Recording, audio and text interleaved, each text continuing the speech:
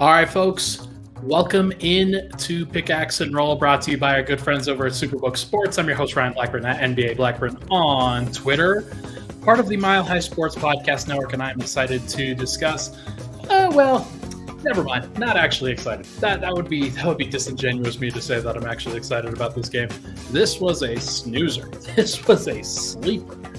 It was an unfortunate one. My podcast producer, Michael, actually said that he did fall asleep during the third quarter of this game, which who can blame him? This was an ugly one, and I think the Nuggets do deserve to feel the ugliness of this loss, but we're not going to dwell on it for too much. I think the most important thing with this is that, look, it happens to every team when you don't have your star player. Sometimes you go through a bad shooting night, and it just so happened that those things coincided together, and that was too bad. We're only going to spend one segment on this game, though. I don't really feel like talking about it.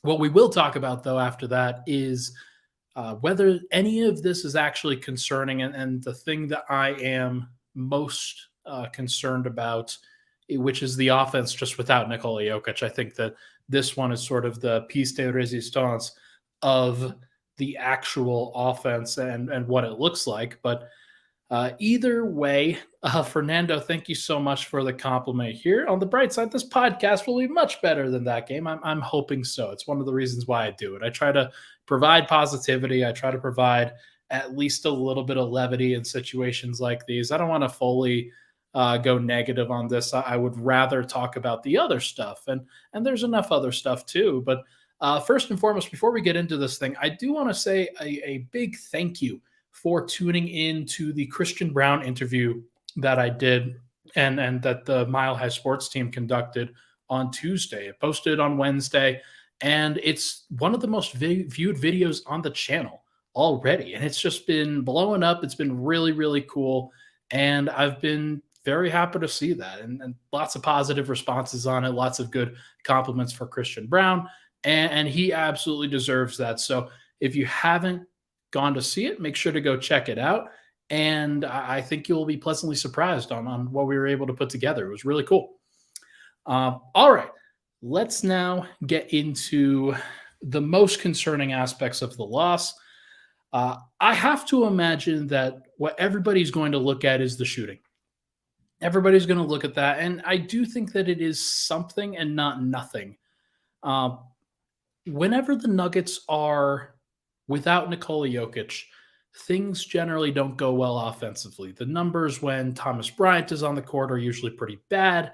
The numbers, even when Zeke Naji's on the court, or even Jeff Green at center, they're not good. They are not good offensive numbers because the Nuggets just don't have a really dynamic center that they can pair with the players that they've brought in to surround Nikola Jokic, who, like, let's face it, I think DeMarcus Cousins was a better fit for what this offense needs than what they have right now. Thomas Bryant, Zeke Naji, Jeff Green at the 5, Aaron Gordon at the 5, whatever you want to call it. Those different configurations are not explosive enough, and they do not surround, or they don't really put pressure on the rim in the way that I think the Nuggets needed to. And you saw that tonight where Denver, they just could not put pressure on the rim, and they could not take advantage with the shots that they got from three.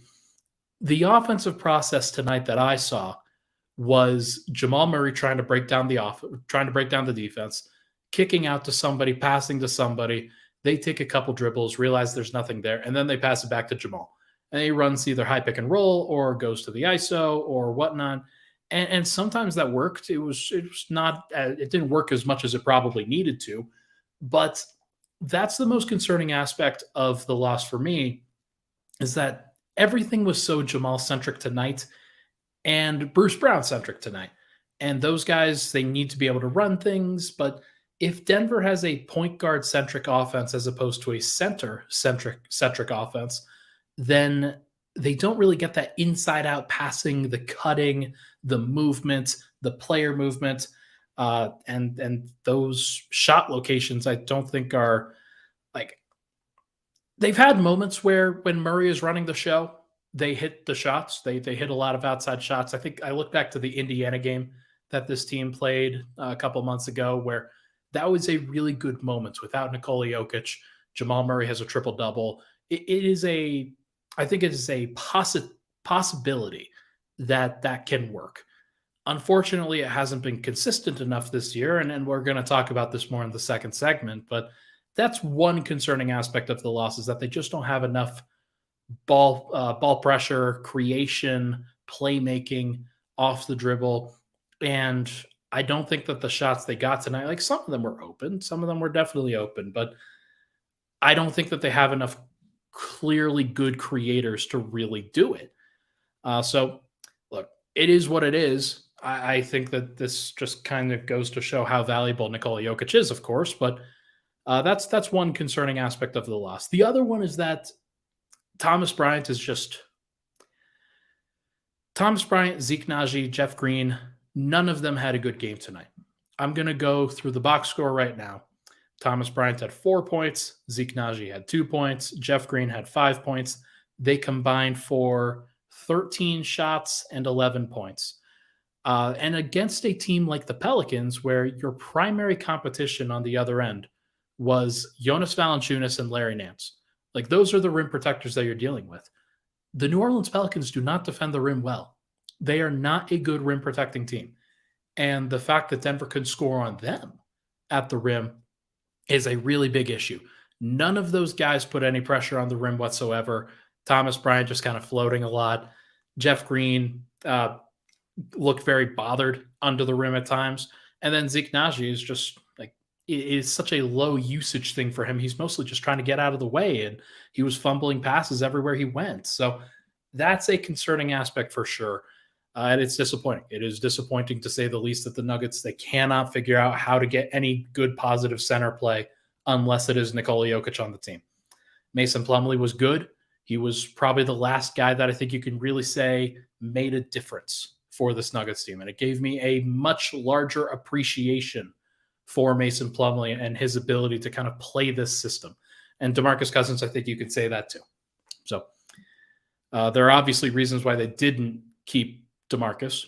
And there's a reason why the rest of the NBA has not gone for DeMarcus Cousins either. So I don't want to make this particularly about him, but it's just hard. And Denver has not been able to satisfy a clear need on their roster, and it's really too bad.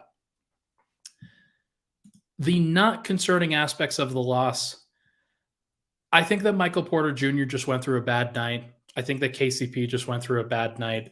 I think that those guys shoot better going forward. Michael Malone said post-game that KCP dealing with some sickness, a lot of other guys dealing with something or other. And I kind of get the sense that there might be a bug going around the Nuggets locker room right now. Peyton Watson was questionable on Monday due to a non-COVID illness. Obviously, you had guys fight through it. That's definitely something to at least monitor. But I think that Michael Porter, obviously a little bit bothered tonight, did not look like himself as a shooter. KCP got some open shots tonight, didn't knock them down. It's important. Like, you have to have your shooters hit shots. Jamal Murray went 4 of 10 tonight from 3. He did his best from the three-point line, but the rest of the team combined to go 0 of 18. That is so historically bad that I don't think that it is going to be a thing going forward, but it is interesting that the Nuggets, who have been leading the NBA in three-point percentage for much of the season, without Jokic, it looks like they turn into a puddle.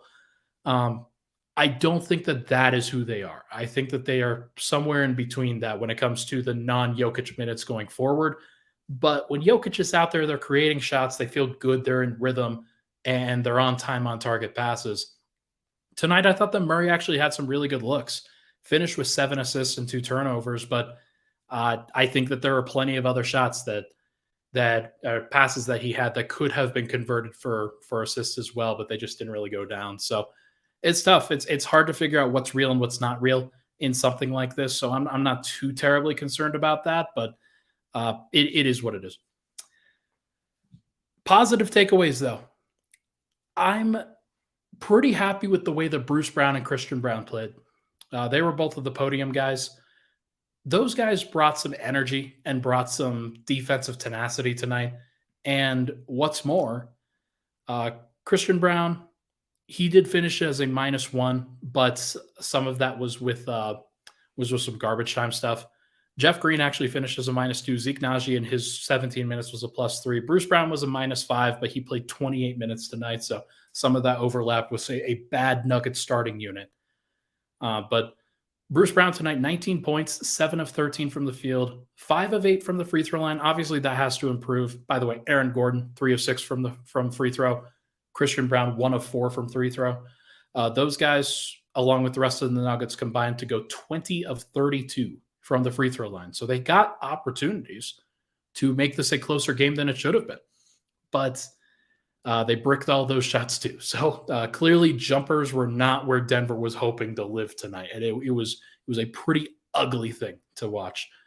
But in general, I think that Christian Brown and Bruce Brown, the way that they played tonight was exciting. I think Bruce had a nice block on CJ McCollum. Christian Brown had some nice defensive plays. There was even a play where Jamal Murray combined with Bruce Brown to steal an inbound pass in the fourth quarter and then dish that off to Christian Brown for a poster dunk. That was really cool. That was a great moment in Ball Arena where everybody in Ball Arena is like, wait, Denver hasn't played well at all, and they're only down 10 with like 8 minutes to go. It wasn't meant to be. Obviously, Denver, they very, very, very much sputtered. But in general, it was nice to see the Nuggets kind of have some positive moments. And I do think that the effort that Bruce Brown and Christian Brown played with is great. And those guys to me are locks. They are locks to be in the playoff rotation. You have Jokic instead of Thomas Bryant out there, and the starting unit probably plays a little bit better. Am I a little bit concerned about the starting unit and the way that they look? Absolutely. Aaron Gordon, I know this isn't positive takeaways. Let's just go back to most concerning aspects of this loss, I guess. Aaron Gordon's defense and Jamal Murray's defense was really bad. It was just really, really bad for both of those guys. I actually thought that Michael Porter's defense was the best on the team, and KCP had some good moments. Thomas Bryant was horrible on defense, just horrible, flat out. Michael Porter was good, which it's so funny because his offense was disgusting. But Jamal Murray, Aaron Gordon, those guys could not defend anybody tonight. Murray got cooked by CJ McCollum. He got outmatched physically by Brandon Ingram a couple times in the post. And there were a lot of possessions where Aaron Gordon was either slow on a rotation or it was his responsibility to get out to the perimeter, and he just didn't do it. There were also possessions where he just couldn't stay in front of Brandon Ingram, couldn't stay in front of the guy that he was supposed to be guarding. And those possessions are killer because Aaron Gordon is supposed to be your leading isolation defender, the leading guy that you want to put on these big wings, but Brandon Ingram had his way with him tonight. So it's disappointing, most certainly. Look, I don't want to sugarcoat it for everybody. The way that Denver plays offense without Jokic, the way that their team plays without Jokic right now, it is not encouraging from the perspective of, hey, if your plan A isn't working, what the hell else are you going to do? Jamal Murray needs to be better, and he was good tonight. Like, I actually think that his offense in general was good tonight. He had 21 points, 7 assists, 2 turnovers. Probably could have shot better from 2, but he didn't have space to operate from 2 and just jacked up a lot of threes to try to space the floor. And that was fine. Like, more power to him. But the rest of the team, they are going to have to shoot the ball. They are going to have to space the floor. Teams are going to collapse on Nikola Jokic. They are going to force Jamal Murray to go off the dribble. They are going to force Michael Porter to make plays. They will live with KCP and Aaron Gordon shooting threes. KCP is not shooting well right now. Aaron Gordon hasn't shot well for a while. And if the Nuggets cannot space the floor going forward, then the season is going to be a very short one, and an unfortunately short one. Jokic has dealt with poor spacing before, but when you're a team that has relied on such great spacing to be an elite offense for much of the season, if that offense suddenly shrinks up and shrivels up from a spacing perspective, that is not good. That is a situation where you could get upset early in the playoffs, and that is not where Denver needs to be right now. They need to be rolling. They need to be playing good offense. They need to be hitting the shots in rhythm, on time, or on target passes, hitting the shots that they need to hit. And they haven't done that enough. Whether they can or not remains to be seen, but I've seen enough from the second half of the season after the All-Star break where I'm at least a little bit concerned on that. They definitely need to figure that out. So, tell you what, let's take a break. When we come back, we're going to talk more about the Nikola Jokic offense and the Nikola Jokic non-Nikola Jokic offense to see what we can actually glean from this particular game. But first, everybody, this podcast, as you know, is brought to you by our good friends over at Superbook. You don't need to find a pot of gold to strike it rich in the rest of this tourney. Instead, win money on your tournament wagers with Superbook Sports. Superbook features some of the best team of odds makers in the business, so they're the safe bet when it comes to sports gambling. You have a direct line to their experienced staff behind the counter in Las Vegas. They also have one of the most extensive betting menus around, so no matter what you have to wager on come tournament time, Superbook is sure to have it. Download the Superbook Sports app and start winning today. Visit superbook.com for terms and conditions. Gambling problem, call 1-800-522-4700. We'll be right back and Pickaxe and Roll.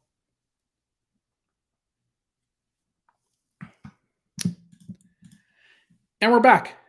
Pickaxe and Roll, Ryan Blackburn here. Thank you so much, everybody, for tuning in. Really appreciate all the love and support on the podcast. If you can, it would be awesome if you could rate, review, and subscribe to the show. 5 stars on Apple Podcasts, Spotify, Google, wherever you get your podcasts would be fantastic. Also, make sure to hit this video with a like if you're watching this live on YouTube. Really appreciate the live audience for hanging out. It is 12:30 at night on this particular now Friday morning, and I raced home to try to get this one up. I saw an earlier question: why do you record these at midnight? Sometimes I would rather record it on the evening so that people can have it in their inbox in the morning. I don't necessarily, especially on a late night, I don't want to wake up at 7 o'clock in the morning and record. I would rather sleep in. I would rather wake up at 9, wake up at 10 if I can, especially on these nights where usually I'm up pretty late. So I do my best to try to get this going, but I understand why everybody would like it to be in the morning. Sometimes I will. We'll just have to play that by ear. But now let's go with this. The offense without Nikola Jokic continues to be a problem. Well, let me just send a private message real quick.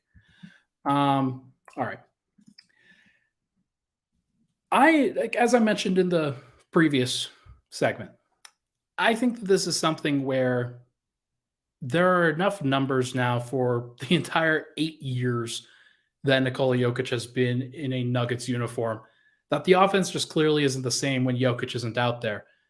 The team has grown more and more dependent on him to run basic things. I think that in general, the Nuggets they could rely a little bit too much on Jokic. They want to make sure that they get they want to run good stuff. They want to run the stuff that they're capable of most of the time, the stuff that they know gets them good stuff. The problem is that, and I think one of the reasons why Jamal Murray has kind of stagnated in traditional spread pick and roll is that they haven't had a lot of practice with that. Jokic doesn't roll all the way to the rim. Jokic likes to roll pretty short.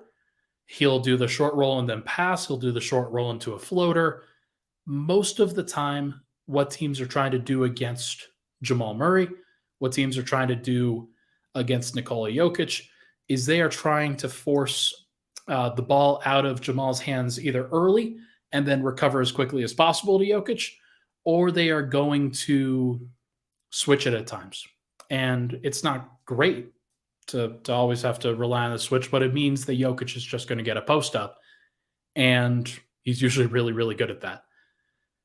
Lots of teams cover it in completely different ways, but when Jokic isn't out there, the offense is clearly different, and they can't run some of the same actions that they do, where Jokic is just a reliable, like, I think it's become underrated how reliable he is from a three-point shooting perspective. He doesn't take them all the time, but teams guard him out there because they know that he will take the shot if they don't.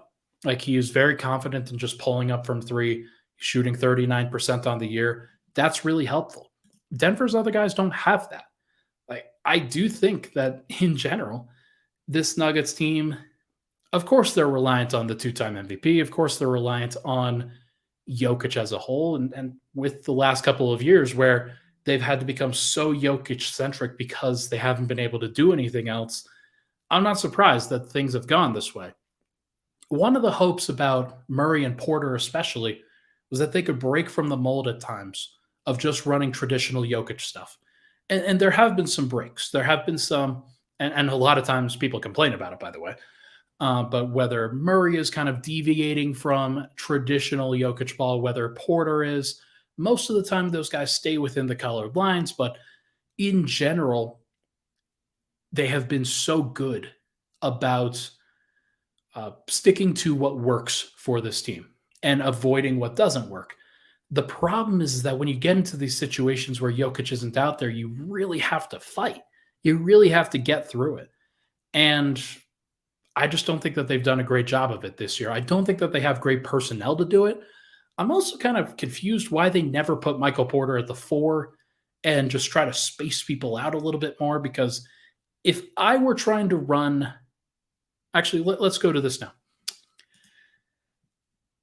There's a major question going around right now about whether Jamal Murray can actually do it, or whether he can do the thing that he was doing in the bubble. And I think it's fair. I think it is a fair question to ask because Jamal has not looked as potent as he was in the bubble for sure.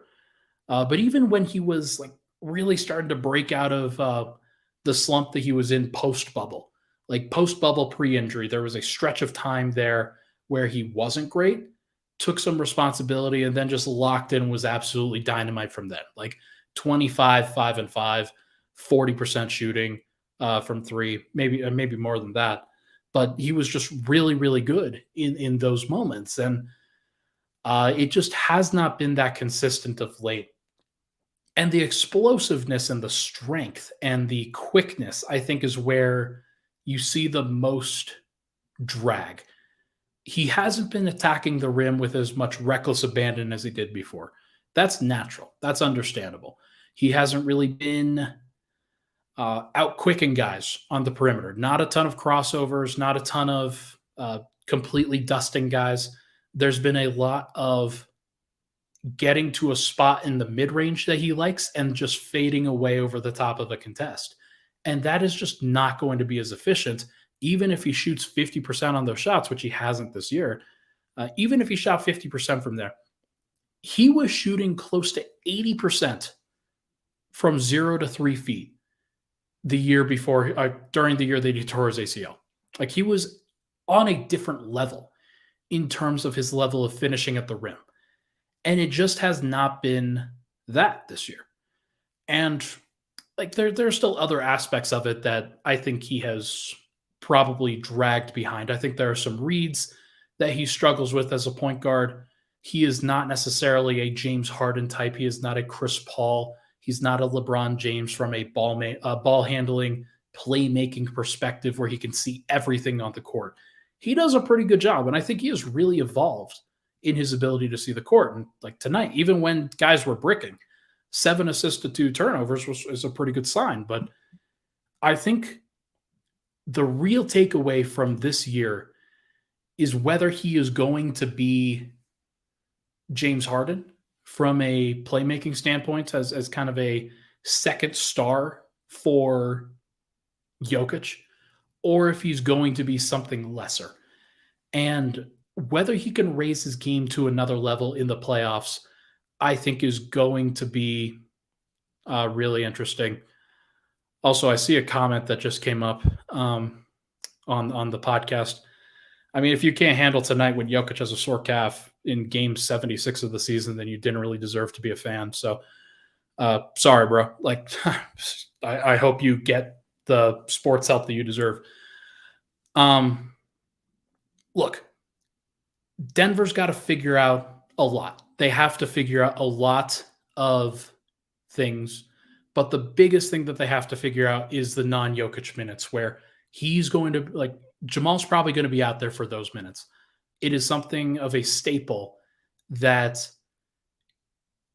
Jokic is going to need probably about 12 minutes of rest a game, because teams are going to run pick and roll. They're going to try to run him ragged as much as they possibly can and tire him out as much as they possibly can. I think he is better suited to handle that this year than he was last year, but he played about 34 minutes a night in the playoffs last year and actually hasn't played a high number of minutes in the postseason since I think the bubble. He's going to have to play more. He is going to have to play as much as possible, but even if he plays 36, 37, 38 minutes, those other 10 to 12 minutes are going to need to be better. They are going to need to be good, not just like passable. Because if you're only getting passable in the playoffs, that's when the other team knows that they can capitalize on your weaknesses. And there are plenty of teams that are going to be able to capitalize in those moments. So if it were up to me, if this were up to me as like the de facto coach of the Denver Nuggets, like I think that Michael Malone has a really tough job, because I do not think that any of the other bigs, whether it's Zeke Naji, Jeff Green, or Thomas Bryant, I do not think any of those guys have really justified their minutes. It has not been good over the course of the season. And Vlatko, I think, like with his injury issues, I think can really fall into that category, because Denver hasn't been able to find anything consistent with any of those guys. And that's tough. Like that's just a tough aspect of it, but you need somebody to step up. So I think Murray will be out there. I think that Bruce Brown and Christian Brown will be out there. From a spacing perspective, that's already bad, because Christian Brown is not a 40% three-point shooter on high volume. Right now, he's like a 38% three-point shooter on low volume. Like he's only going to take the ones that he's comfortable with taking. Denver's going to need to have him take more. Bruce Brown, I think, is down to like 36%, if I'm not mistaken, maybe lower than that. So he's not a floor spacer at all. He took one tonight. And the fact that he only took one tonight in a game where Denver probably needed some spacing at all, that's not a great indication. And the one that I remember him hitting wasn't great.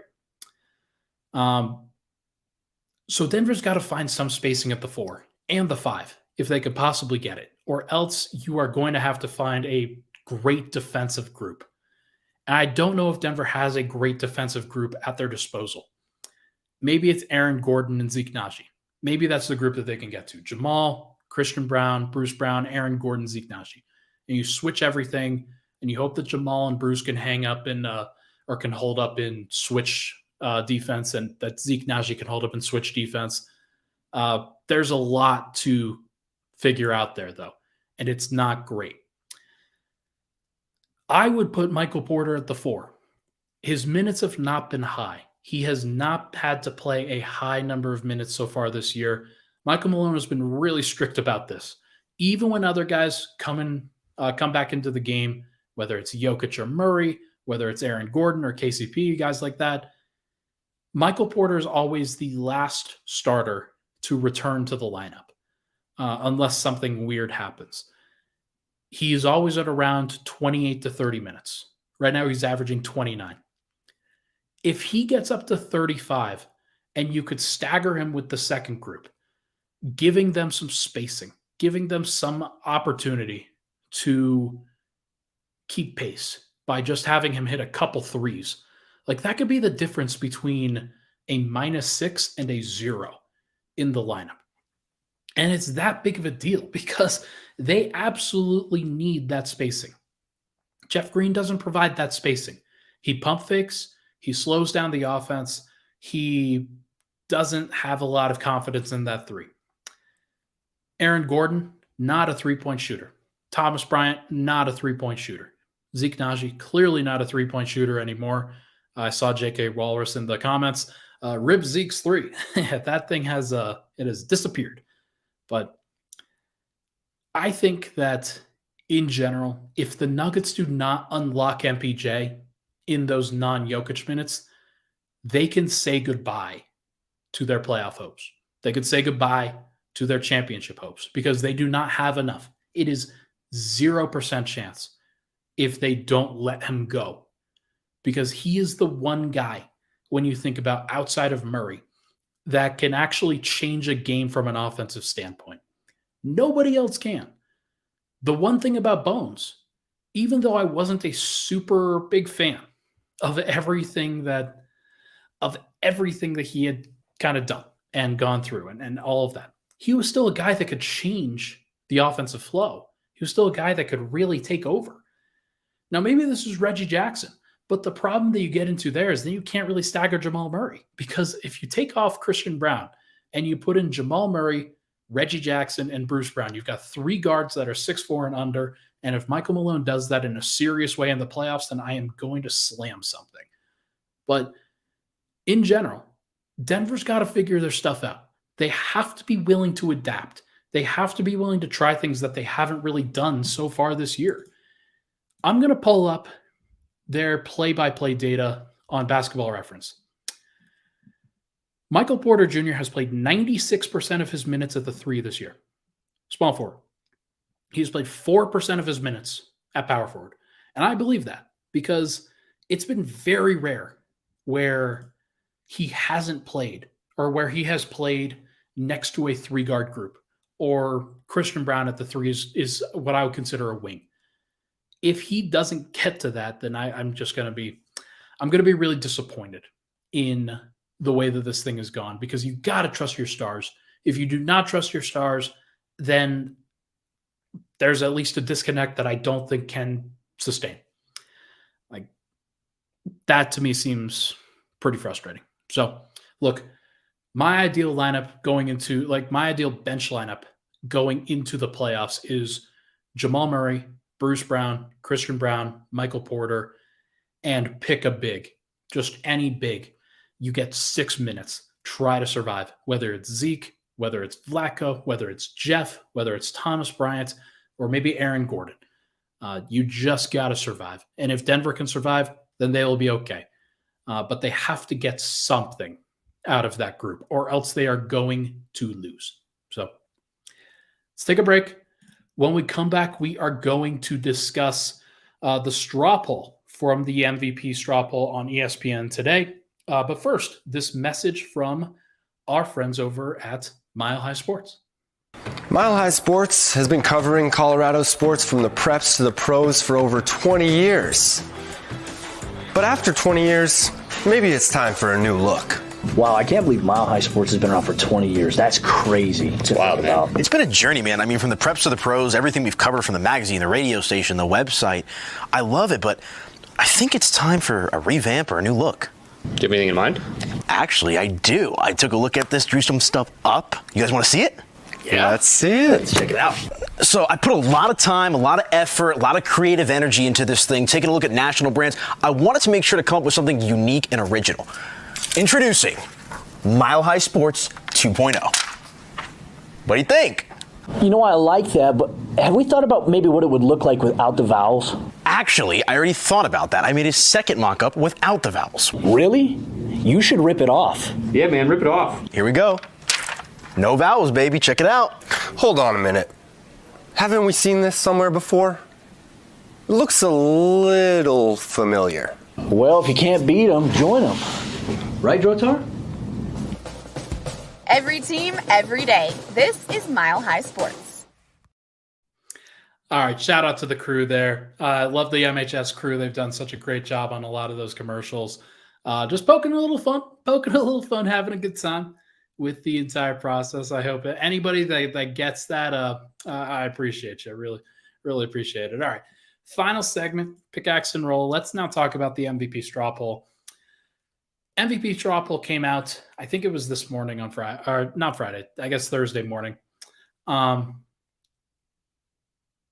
Jokic and Joel Embiid are at a deadlock right now. They are basically tied for votes. They are basically tied right now for first and second place votes. First place just went slightly to Jokic. second place votes were a little bit more strongly in favor of Embiid.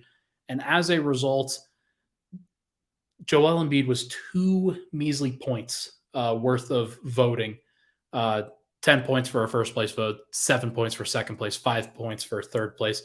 He was 2 measly points ahead of Nikola Jokic for the MVP award. And that is so interesting and fascinating to me because I don't think it would have been like that had Joel Embiid not rested.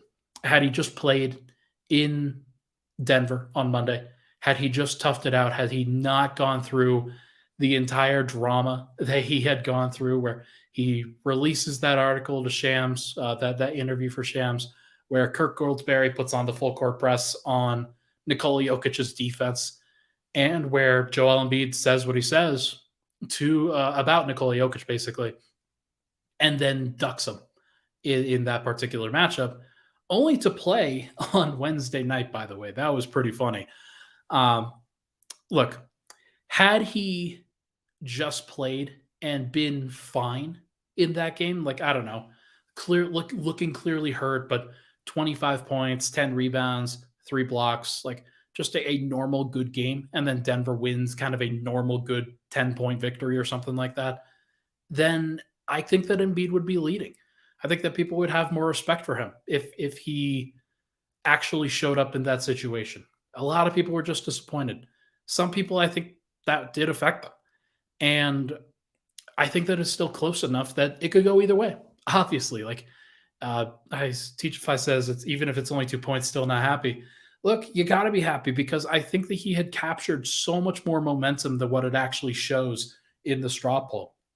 And that straw poll really pushed it back, where people are going to then start looking at the numbers after 82 games when they start releasing everything, and they are going to probably consider Jokic a little bit more strongly than they do now. But in general, Denver has to finish the season stronger. They have to, like, this game, it's not great from like a record standpoint, but it does definitely show Nikola Jokic's value. That's for sure. He may not play on Friday night. He may decide to rest in that particular game as well, or they may just hold him out. Maybe not him resting, but I guess we'll see. There was discussion tonight in the post-game locker room on who was actually going to go and travel with the team and who was not. It would not surprise me if Jamal rested, if KCP rested, and Aaron Gordon rested. And then maybe they have Mike go and maybe they have Jokic go. And if Jokic is healthy, then he'll probably play. If not, then he will probably sit and they might just have Mike play with the rest of the bench. Or they might just rest everybody. It wouldn't surprise me that direction either. But it was very clear based off of that, okay, Denver's now 76 games played. They have 6 more to go. They've got one against the Suns, got one against the Warriors, and then they've got a 3-game road trip. Rockets, Suns again, Jazz, and then they've got the Kings on the second night of a back-to-back in their final game. So Jokic has 6 more games, maybe 5, depending on how he feels in this next one, and maybe fewer than that if Denver decides to rest a little bit. Just a few more games to really make that final impression. And I think the resting in this one was fine. Not a big deal. Joel Embiid wasn't exactly great in his game on Wednesday, though the Sixers did win it. And Joel just, like, he was clearly unstoppable for Dwight Powell and the Dallas Mavericks, but it's not really a big deal. And so there will be opportunities for those guys in the closing moments. April 2nd, Giannis and Joel Embiid will face off against each other. Giannis and the Bucks in the second night of a back-to-back tonight. They got housed by the Celtics. Jason Tatum puts up 40 points on 18 shots, looked great in that game. And Giannis did not look good. I think he had 24 points on 27 shots, if I'm not mistaken. So not a great look for Giannis for MVP. I think he's probably falling behind. And the only thing that he can do now, I think, is dominate Embiid and then potentially lower Embiid enough to be second as opposed to be first. That would be my last guess. I think they all, like, the Sixers also have to play the Celtics, if I'm not mistaken. So there's plenty of opportunity for Embiid to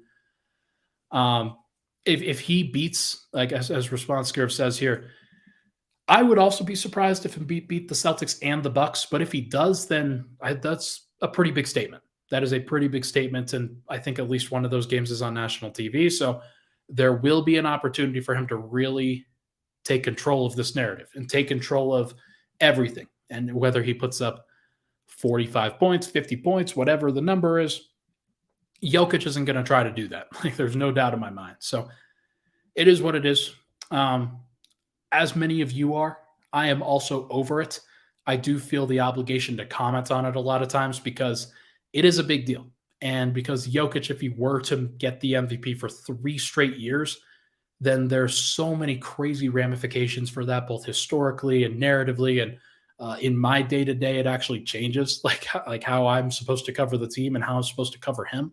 So like he becomes a living legend at that point and should be treated as such, should be held to those expectations. I'm not sure he wants that. I'm not sure anybody really wanted that for him, but it's crazy what greatness can do to you sometimes. And it's crazy what those expectations actually look like. But imagine how sweet it would be if he wins the 3rd MVP and then Denver runs through the West and then wins the title. Like, it would be an all-time run, absolute all-time. And Nuggets fans should be rooting for that. They should want that because Denver's never had anybody like that they can hang their hat on as strongly as they can with Jokic. And obviously, there are still some questions to answer. There's still some things to figure out. But if Denver was able to have a 3-time MVP winner, it changes everything for, like, actually, that's not true. Winning a championship would change everything. The MVP itself is not as important, but combining those two, and you start to realize, man, he might be like top 15, top 10 all time in terms of like actual impact on the game, which is a crazy thing to think. Let's wrap up with a short preview of Nuggets at Suns. The Suns struggled on offense against the Minnesota Timberwolves on Wednesday. I watched that game, and Kevin Durant had an off shooting night. I think it was like 5 of 18 or something like that. And like, he's not going to have a lot of off shooting nights going forward because he's Kevin Durant, and he was facing Jaden McDaniels a lot of that time, Kyle Anderson a lot of that time. Those guys are really good defenders and like are actually built pretty well to contest some of his shots. And they did a good job. And the Suns still won. They won because they defended reasonably well, probably better than people expected, and because DeAndre Ayton had things easy for him because of the space that he had to operate with 3 elite pick-and-roll creators and floor spacers around him. It's not always going to be easy for him. Like Josh Okogie, if teams just leave Josh Okogie and Torrey Craig in the corners and they brick threes, it'll be a little bit different. But for a team like the Nuggets, they're going to have to be pretty disciplined in trying to defend as many aspects of that as possible.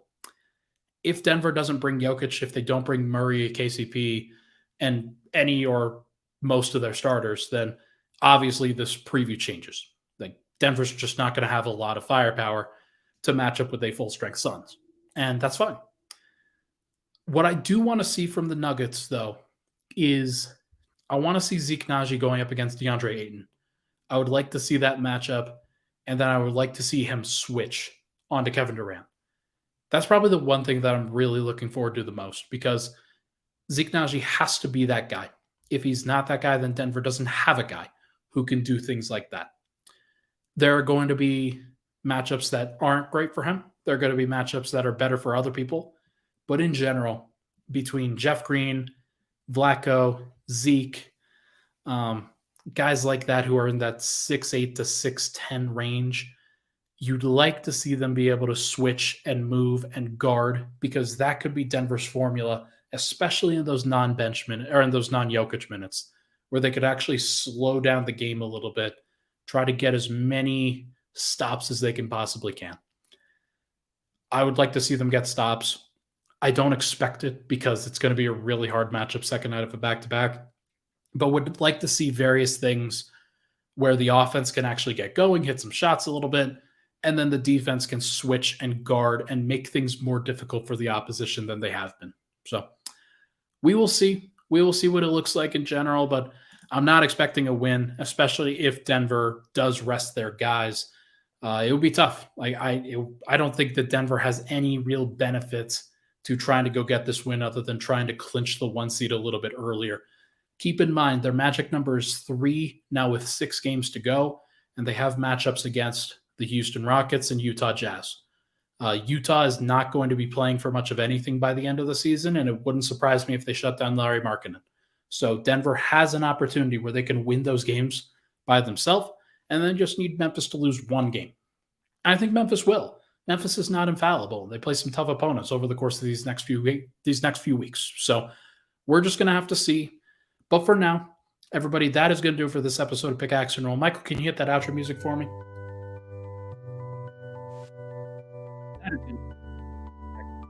Brought to you by our good friends over at Superbook Sports. Thank you so much, everybody, for tuning in. I appreciate all the love and support on the show. I realize that it's a 46-minute show at 1 o'clock in the morning, and I do appreciate everybody for hopping in here, having a good time. Try to make this more positive as we possibly can, because obviously this game sucked. So let's move past it. Let's have a much better day tomorrow when Denver gets crushed by the Suns without any of their other guys. Should be great. Thank you so much, everybody, for tuning in. I'm obviously joking. Thank you so much for tuning in. We'll talk to you guys tomorrow night.